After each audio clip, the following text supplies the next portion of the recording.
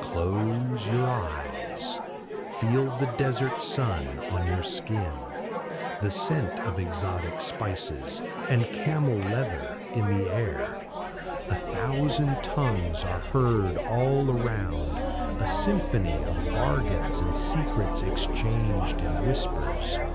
For centuries, this was the pulse of the planet, the Silk Road, a name that evokes images of luxury, of caravans laden with silk and treasure, but that is only the surface of the story.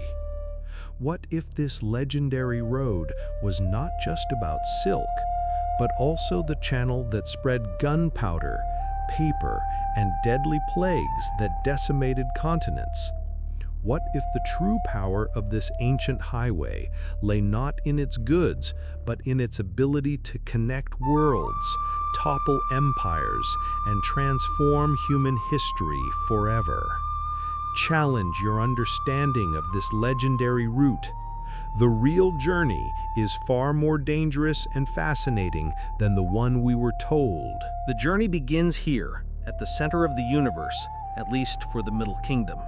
Chang'an, the capital of the Tang Dynasty, the largest and most sophisticated city in the world at the time.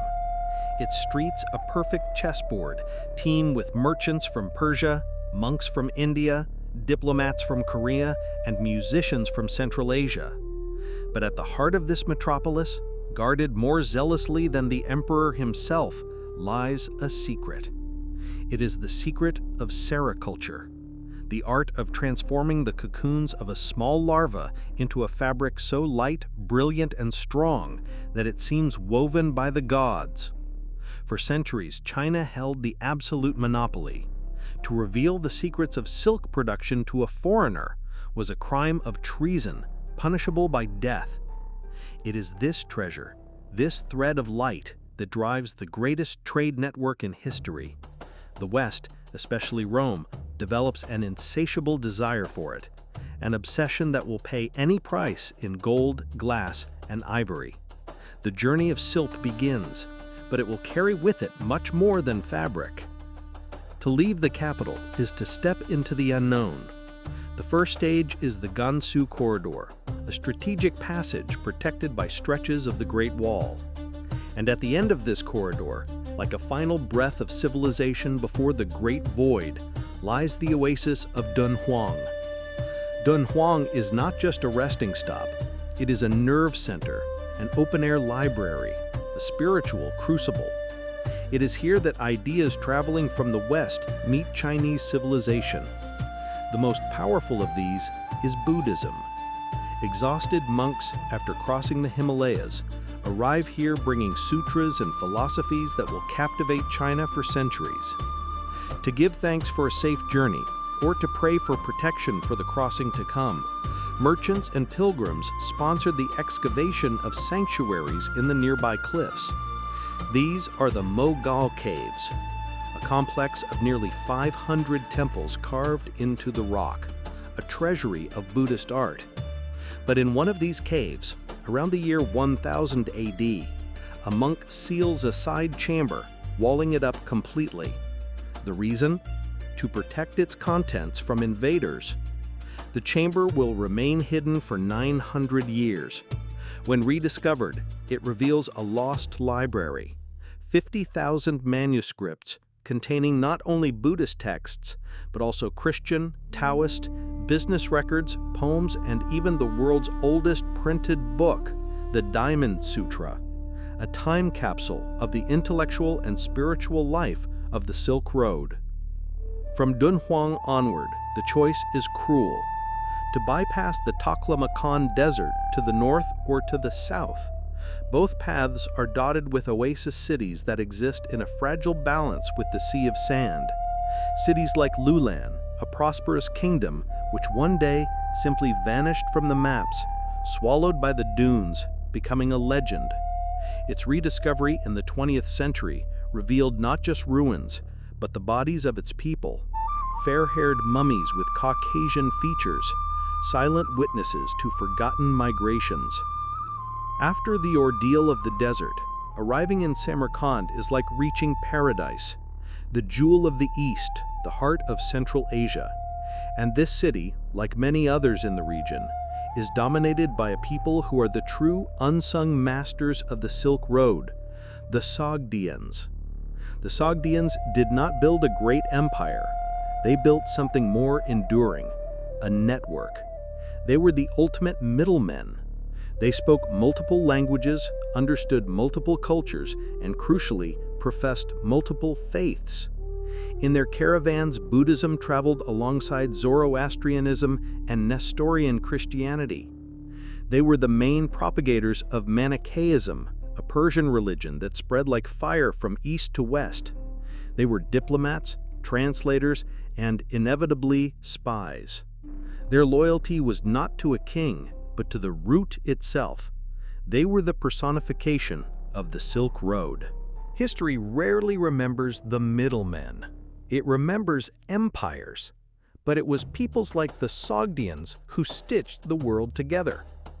This stitching, however, was not always peaceful.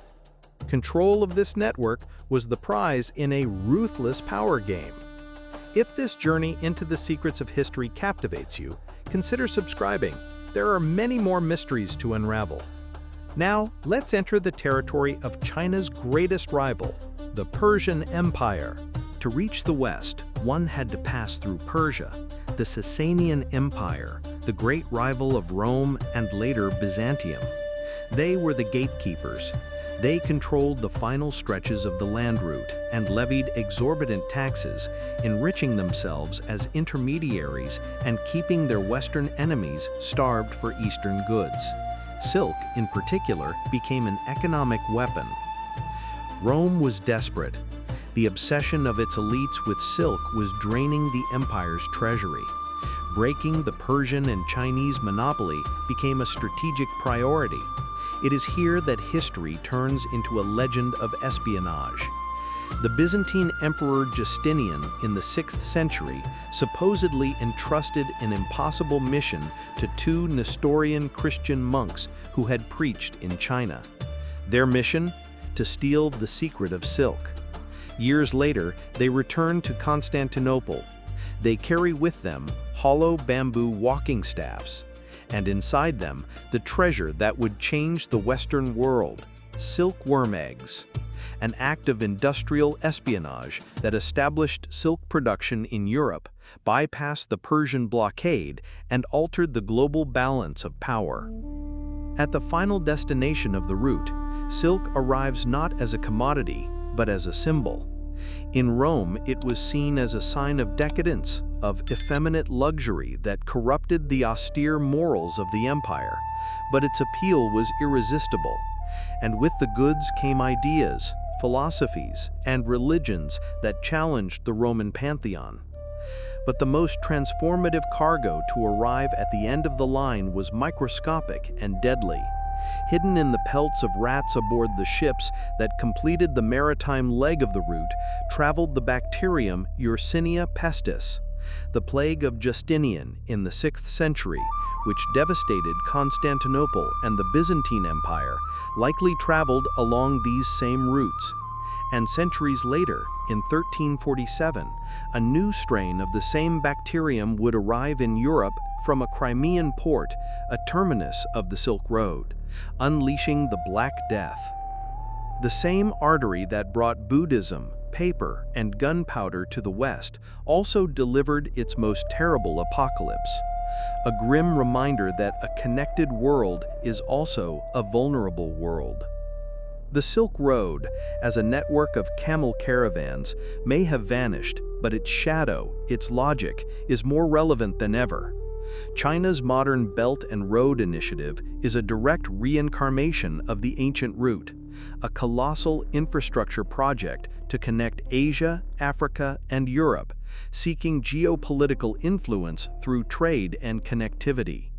The same cities, the same strategic corridors are still the center of a new great game.